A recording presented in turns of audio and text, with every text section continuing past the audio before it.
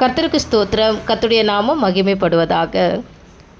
தேவனுடைய பிள்ளைகளை பார்த்தோம் அப்படின்னா, வருஷத்தில் 40 நாள் உபவாசம் இருப்பாங்க, 7 நாள் உபவாசம் இருப்பாங்க, 3 நாள் உபவாசம் இருப்பாங்க, மாதத்தில் உபவாசம் இருப்பாங்க, வாரத்தில் 1 நாள் உபவாசம் இருப்பாங்க. அப்போ இந்த உபவாசம் இருக்கணும் அப்படின்னு அவங்களுடைய மனதில் அவங்க தீர்மானம் பண்ணி என்ன பண்ணுவாங்கன்னா உபவாசம் இருப்பாங்க. இல்லை அவர்களுடைய சபையினுடைய போதகர்கள் சொல்லி கொடுத்து உபவாசம் இருப்பாங்க. இது உபவாச கூட்டம், இன்றைக்கி உபவாசம் நடத்துகிறாங்க, கூட்டம் இருக்குது, ப்ரேயர் இருக்குது அப்படின்னு இல்லைங்களா? கர்த்தருக்கு ஸ்தோத்திரம். ஒருத்தவங்க சொல்லி கொடுக்கலன்னா ஒருத்தவங்களுக்கு தெரியாது. ஆமென், ஹல்லேலூயா. இன்றைக்கி ஏசாயா 58ஆம் அதிகாரத்தில் கர்த்தர் என்ன சொல்லி கொடுக்குறார் அப்படிங்கிறத நம்ம இதனால் கூட நம்ம வாசிக்க போகிறோம். கர்த்தருக்கு ஸ்தோத்திரம். மனுஷன் 5வது வசனத்தை நீங்கள் வாசிங்க அப்படின்னா, மனுஷனுடைய ஆத்துமாவை ஒடுக்கி தலை வணங்கி நாணலை போல அந்த ரெட்டு உடுத்தி சாம்பலில் படுத்துக்கொண்டு இருக்கிற அந்த உபவாசம் எனக்கு பிரியமான உபவாச நாளாக இருக்குமோ?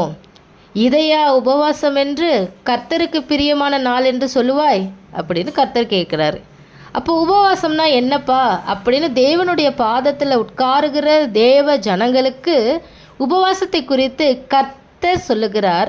அக்கிரமத்தின் கட்டுகளை அவிழ்க்கணும், நுகத்தடியின் பிணையல்களை நெகிழ்கிறதும், நெருக்கப்பட்டிருக்கிறவர்களை விடுதலையாக்கி விடுகிறதும், சகல நுகத்தடிகளை உடைத்து போடுகிறதும், பசி உள்ளவனுக்கு உன் ஆகாரத்தை பகிர்ந்து கொடுக்கிறதும். அல்லேலூயா.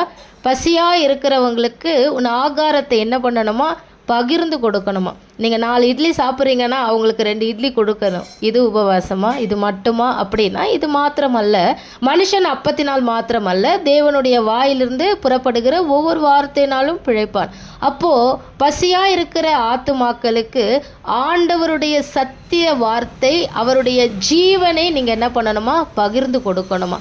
துரத்துண்ட சிறுமையானவர்களை வீட்டிலே சேர்த்து கொள்ளுகிறதும், குற்றுயிர கொலையுரமாக இருக்கிறவங்களை நீங்கள் உங்கள் தேவனுடைய வீட்டில் சபையில் கொண்டு வந்து நீங்கள் சேர்க்கிறதும், வஸ்திரம் இல்லாதவனை கண்டால் அவனுக்கு வஸ்திரம் கொடுக்கிறதும், ரட்சிப்புனா என்னன்னே தெரியாமல் ரட்சிக்கப்படாமல் நிர்வாணமாய் திரிந்து கொண்டு இருக்கிறவர்களுக்கு ஆண்டவருடைய இரத்தத்தையும், ஆண்டவர் சிந்தின அவர் இரத்தத்தையும் எதற்காக அவர் சிந்தினார் என்று சொல்லத்தக்கதான தேவனுடைய வார்த்தையினால் நிரப்பப்பட வேண்டும் என்று சொல்லி தேவன் விரும்புகிறார்.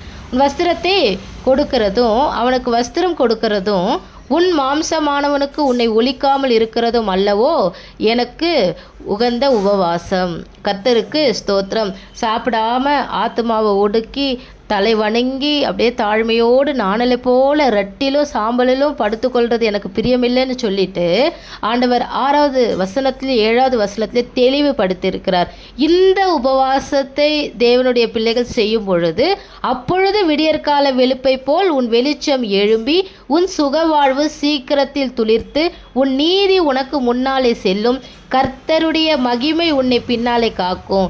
அப்போ நீ கூப்பிடும் பொழுது நான் உனக்கு மறு உத்தரவு கொடுப்பேன். நீ சத்தமிடுவ, இதோ நான் இருக்கிறேன்னு சொல்லுவேன். நுகத்தடியும் விரல் நீட்டுதலையும் நிப சொல்லியும் நீ உன் நடுவில் இருந்து அகற்றி பசியாக இருக்கிற இடத்துல உன் ஆத்துமாவை சாய்த்து. அல்லேலூயா. உன் ஆத்துமாவை சாய்க்கணும்னா ஆத்துமா நிரப்பப்பட்டு இருக்கணும் தேவனுடைய வார்த்தையில். கர்த்தருக்கு ஸ்தோத்திரம். சிறுமைப்பட்ட ஆத்துமாவை திருப்தி ஆக்கும் பொழுது, தேவ வார்த்தையினால் அது சிறுமைப்பட்ட ஆத்துமாவை திருப்தி ஆக்கும் பொழுது இருளிலே இருந்து கர்த்தருக்கு ஸ்தோத்திரம் உன் வெளிச்சம் உதிக்கும். ஆமென்.